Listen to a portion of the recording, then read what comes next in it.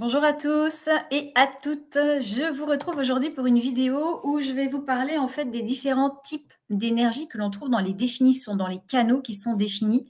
Et donc, je vous ai pris une carte où on va retrouver les 3 types de canaux. Donc, vous voyez qu'ici, on a ce qu'on appelle un canal individuel. On a ici ce qu'on appelle un canal qui est tribal et on a ici ce qu'on appelle un canal qui est collectif. Et à partir du moment où on a un canal, en fonction du circuit, de la circuiterie que l'on va avoir, on ne va pas avoir les mêmes énergies, on ne va pas avoir les mêmes intentions.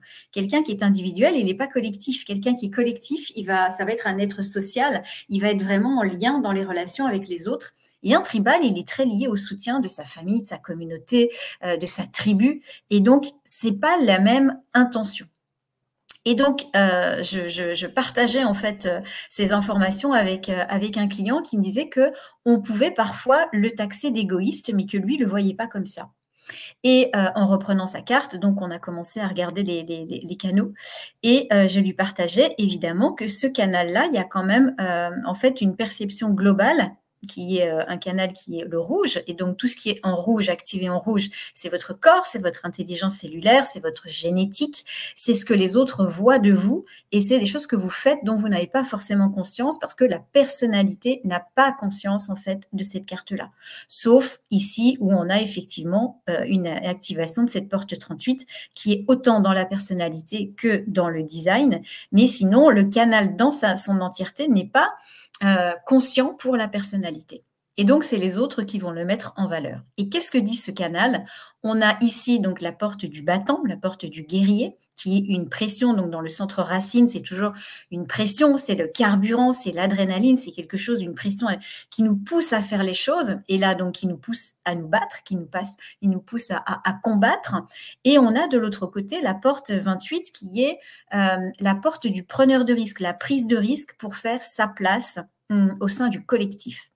Et donc, ce canal s'appelle le canal de la lutte. Donc là, c'est une porte de conscience. Hein. On est dans le centre de la conscience au niveau du corps. C'est le centre de la survie, le centre du bien-être, le centre de la santé. C'est aussi donc cette capacité, je vous le disais, à prendre des risques, mais c'est aussi à chaque fois un potentiel de survie et aussi une peur liée à la survie. Et la porte 28, elle est liée à la peur de la mort, elle est liée à la peur de ne pas avoir de but dans la vie. Donc après, c'est de voir si c'est la peur de la mort, la peur de la vie, la peur de ne pas vivre. Il y a vraiment en fait tout ça et donc ça amène à prendre des risques pour justement voilà, faire sa place, sa propre place au sein du collectif. Donc c'est une énergie individuelle, c'est vraiment quelque chose qui n'est pas lié aux autres, c'est vraiment quelque chose qui nous concerne nous. Et ce qu'il est important, évidemment, c'est de choisir ses combats. Cette carte énergétique, vous voyez, cette personne, c'est un projecteur, donc il n'a pas d'énergie constante. Et donc, s'il commence à vouloir prouver sa valeur, à vouloir faire plaisir aux autres, en allant se battre pour des combats qui ne sont pas les siens, il va forcément répondre à des invitations qui ne seront pas bonnes pour lui. Donc, très important qu'il se connecte à son intuition, à son instinct, pour savoir si non seulement, déjà, il a une invitation, mais en plus, s'il se sent reconnu dans cette invitation. Donc là, on est vraiment sur la stratégie du projecteur. Et donc, pour lui, le choix de ses combats, l'alignement, la justesse des combats qu'il va choisir de mener vont être très importants. Et évidemment, il y a des personnes qui vont peut-être l'inviter à avoir des luttes, des choses à défendre avec eux. Et donc, c'est important pour lui qu'il sache dire, ben non, en fait, ça, c'est ton combat, mais c'est pas le mien. Peut-être que c'est quelqu'un qui sera très attaché à, je sais pas moi, à la préservation de la forêt. Et puis, en même temps, on l'invite à venir soutenir, je sais pas moi, quelque chose en lien avec les animaux. Et en fait, il se peut que, non pas que le projet ne soit pas comment dire, que l'on puisse le mettre en place et lutter pour ça, mais sauf que c'est peut-être pas le projet de cette personne. Et donc, ça va lui amener à faire des choix, ça va lui amener à respecter sa stratégie, ça va lui amener à refuser des invitations qui ne sont pas les siennes. On a aussi un centre G qui est non défini, donc attention à suivre son propre chemin et non pas le chemin des autres. Donc, tout ça, en fait, va forcément amener la personne à fonctionner dans son unicité si elle ne veut pas vivre beaucoup d'amertume. Et donc, évidemment, à un moment, quand on choisit encore autre chose, hein, ligne 5. Ligne 5, on projette aussi sur vous, quand vous êtes ligne 5, que vous allez apporter des solutions à tous leurs problèmes bancals. Donc, quand on est une ligne 5, c'est très important de poser ses limites, de poser son cadre, d'autant plus quand on a un centre sacral qui est non défini, puisqu'on peut ne pas connaître ses limites, on peut ne pas savoir quand assez est assez. Et donc, vous pouvez, sous la pression, il y a quand même beaucoup de pression hein, de faire les choses, de vouloir en fait combattre tout et n'importe quoi, d'aller vous battre contre des moulins à vent et de choisir des combats qui ne sont pas les vôtres. C'est parce que vous choisirez vos propres combats, vos propres luttes, qu'elles seront justes pour vous, que vous pourrez faire votre place au sein du collectif en tant que vous-même, et non pas en vous laissant embarquer sur un chemin qui n'est pas le vôtre. Donc ça, c'est vraiment cette énergie individuelle qui n'est pas liée en fait à la société, au collectif. C'est vraiment quelque chose qui vous concerne vous.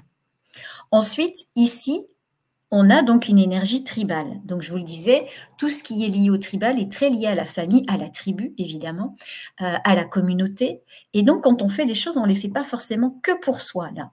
On va les faire, mais pour que ça puisse amener notre tribu vers la prospérité, vers un chemin différent, vers, en tous les cas, là, une transformation, puisqu'ici, on a la porte de l'ambition et on a de l'autre côté la porte de la continuité, vraiment ce sens de la durée, de savoir que on a cette capacité à transformer, à se transformer, à gravir l'échelle sociale, à vraiment, oui, c'est ça, s'élever au niveau de la position sociale, si je peux le verbaliser comme ça, mais qu'à un moment, tout est une question de temps. Et que à partir du moment où on choisit justement le fait de gravir les échelons, c'est parce que ça va amener quelque chose à notre communauté, à notre tribu. C'est pas là une énergie individuelle. Donc c'est pas d'être ambitieux pour juste votre gloire personnelle. C'est vraiment de se dire que vous allez vous servir de cette ambition, servir de gravir tous ces échelons pour pouvoir faire profiter votre tribu et votre communauté. Ok ? Donc on n'est pas du tout dans le même type d'énergie. Et puis ici, on a une énergie collective. Donc, dans les énergies collectives, on va avoir des énergies qui seront plutôt logiques et on va avoir des énergies qui seront plutôt abstraites, liées à l'expérience. Ici, c'est une énergie abstraite, liée à l'expérience. Et vraiment, ce qu'il faut comprendre, c'est que l'être humain a eu une mutation du larynx il y a 85-90 000 ans, à peu près. En fait, le larynx, avant, était très haut. Et il est descendu, ce qui fait qu'avant, quand il était très haut, on n'avait pas ce langage, on ne pouvait pas s'exprimer. Et on était un peu à l'image des singes hein, qui ont une intelligence, mais qui ne peuvent pas en fait exprimer par des mots ce qui se passe pour eux. Et on était comme ça, sauf qu'il y a eu donc cette mutation du larynx au niveau de la gorge, donc à ce moment-là, le larynx est descendu et le langage est arrivé. Qu'est-ce que c'était en fait au départ, cette mutation génétique et cette arrivée du langage? C'était un moyen de pouvoir partager aux autres ce que l'on avait vécu comme expérience pour éviter que les autres aillent le vivre eux-mêmes. Ça n'a jamais, jamais, jamais, jamais été un processus de décision pour nous-mêmes. C'est vraiment un homme préhistorique qui va, je ne sais pas, voir quelque chose avec un mammouth dans une contrée, va revenir, va le partager à ses semblables, à ses proches, pour qu'eux n'aient pas besoin d'aller sur place pour voir ce qui s'est passé. Et c'est vraiment ça, en fait. Et là, ce canal, on a les idées et on a la porte de la stimulation. C'est vraiment le conteur qui raconte des histoires, qui stimule l'imaginaire des autres, sans qu'ils puissent, en fait, pour qu'ils puissent voyager sans qu'ils aient forcément besoin de se déplacer. C'est donc une énergie collective de partage, un être social. Et donc, c'est ce qu'on appelle une autorité extérieure, c'est-à-dire qu'elle va nous permettre de partager des choses avec l'extérieur, mais ça n'est jamais une autorité intérieure. Donc, je trouvais intéressant de pouvoir vous montrer en fait comment ça fonctionnait, parce qu'en fonction donc déjà des portes activées, des canaux qui sont définis ou pas, s'ils sont définis dans votre personnalité, s'ils sont définis dans votre design, si c'est moitié comme ici, hein, là on a cette conscience, donc la personnalité dans la 54, mais la 32 avec la peur de l'échec qui n'est pas consciente. Et donc, évidemment, il peut y avoir cette pression à vouloir se transformer, à être dans la métamorphose, mais ne pas toujours avoir conscience que le sens de la durée est la clé et qu'on peut se précipiter, là encore, à vouloir transformer ou se transformer. Et puis, parfois, à ne rien faire parce qu'il y a cette peur de l'échec qui est là, mais qui est dans le corps et qui n'est pas dans la personnalité. Donc, en fait, tout ça, c'est vraiment des petites choses qui sont, voilà, qui sont hyper intéressantes à regarder. Pensez toujours, quand vous regardez une carte de design humain, à la regarder dans sa globalité. N'allez pas regarder un point et puis un autre. C'est une poésie, en fait, hein, un schéma corporel. Et vous avez vraiment cette multitude d'informations qu'il faut vraiment regrouper pour que ça puisse vous donner ce fameux poème. Donc, voilà ce que je voulais vous partager sur ces 3 types d'énergie, de définition, qui ne vont pas du tout avoir la même source, la même énergie. Donc, de vraiment comprendre ce qu'il va y avoir comme différence en termes d'individuel, qui alors lui n'est absolument pas en lien à vouloir convaincre, à vouloir être dans le collectif. Il s'en moque complètement. C'est vraiment quelque chose qui est lié à lui. C'est un agent de mutation. Il est là pour transformer. Il est là pour amener du nouveau. Il est là pour vivre, voilà, amener du changement pour les autres. Très lié à la mélancolie qui lui amène la créativité, mais il n'est pas du tout là pour partager ou pour soutenir. Voilà, c'est pas du tout cette énergie. Donc vraiment de comprendre aussi que vous allez avoir ces types d'énergies différentes.